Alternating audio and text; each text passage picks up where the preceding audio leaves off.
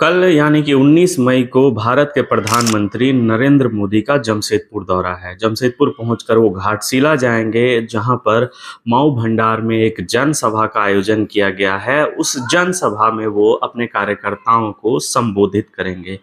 यह जनसभा इस लिहाज से भी महत्वपूर्ण है कि इस बार मोदी तीसरी बार प्रधानमंत्री बनने की रेस में है, यानी कहीं ना कहीं वो हैट्रिक करने की रेस में चल रहे हैं। वहीं दूसरी ओर विद्युत वरण महतो भी 2 बार सांसद रह चुके हैं। अगर उनकी जीत होती है सीट पे तो उनके लिए भी ये हैट्रिक होगी।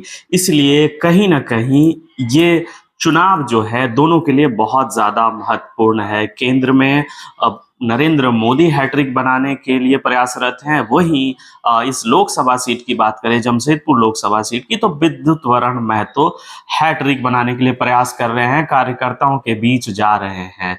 ऐसे में ये जनसभा इसलिए भी बहुत महत्वपूर्ण हो जाती है क्योंकि इस जनसभा को शहर में न रखकर ग्रामीण क्षेत्रों में रखा गया है, खासकर वैसी जगह पे जिस ग्रामीण क्षेत्र पे जेएमएम का काफी दबदबा रहा है। अगर हम बात करें मऊ भंडार की, तो वहां कहीं ना कहीं 3 विधानसभा के कार्यकर्ता इस सम्मेलन में सम्मिलित होंगे, इस सभा में सम्मिलित होंगे।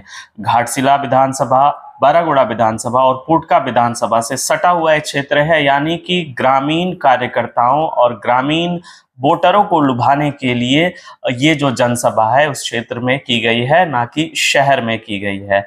ऐसे में बीजेपी के जो कार्यकर्ता हैं वो लगे हुए हैं कि इस आयोजन को किस तरह से सफल बनाया जाए, और इसको लेकर व्यापक तैयारियां भी कर ली गई हैं। चूंकि भारत के प्रधानमंत्री हैं, इसलिए प्रशासन ने भी सतर्कता बरती है और अपने स्तर से जो है वो इंतजाम किए हैं।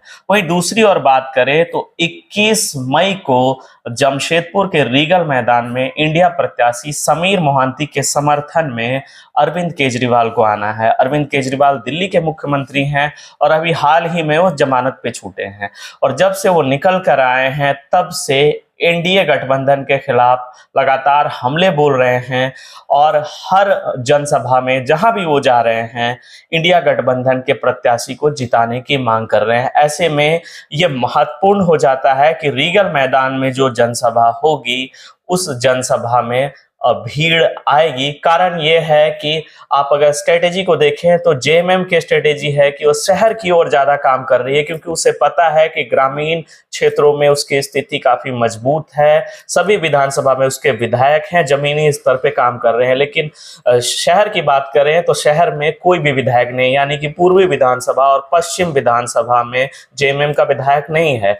ऐसे में जेएमएम को सबसे ज्यादा काम करने की अगर कहीं जरूरत है तो शहरी क्षेत्र में।